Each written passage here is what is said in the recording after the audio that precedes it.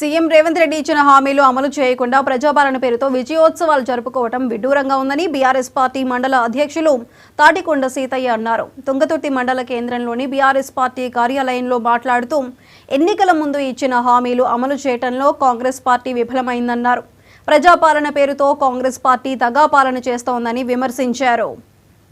విజయోత్సవాలు మీరు చేసిన అన్ని కూడా వైఫల్యాలు, మీరు అందించింది ప్రజలకు దగా పాలన, మోసపూరితమైన పాలన, అవినీతి పాలన.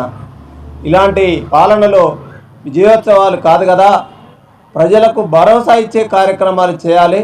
మీరు ఇచ్చినటువంటి 6 గ్యారంటీలలో ఏ ఒక్క పథకాన్ని అమలు చేయనటువంటి మీరు విద్యార్థులకు కానీ నిరుద్యోగులకు కానీ ఎవరికి కూడా ఏ ఒక్క కార్యక్రమాన్ని కూడా మీరు అందించలేదు.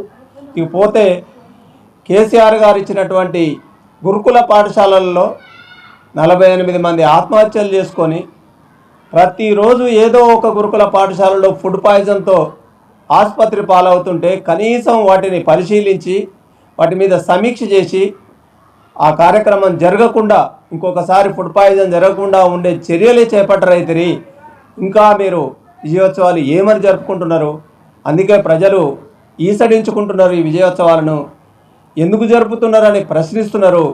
మీరు వాళ్ళ యొక్క ప్రశ్నించే తత్వాన్ని పక్కదారి పట్టించే దానికోసం ఏదో ఒక సమస్యను, గందరగోళాన్ని సృష్టించి ప్రతిపక్ష నాయకుల మీద అరెస్టులని, ప్రతిపక్ష నాయకుల మీద కేసులని ప్రజల యొక్క అవగాహనను పక్కదారి పట్టించడానికి ప్రయత్నం చేస్తున్న దాన్ని మేము తీవ్రంగా ఖండిస్తూ ఉన్నాం.